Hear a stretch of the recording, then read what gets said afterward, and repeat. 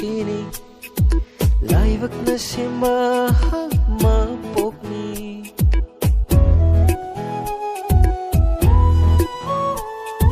Nung damba na tamba pun sini Laiwak na simbahan mapok ni Chatnavi na sengki banung shivani Pudu na chatri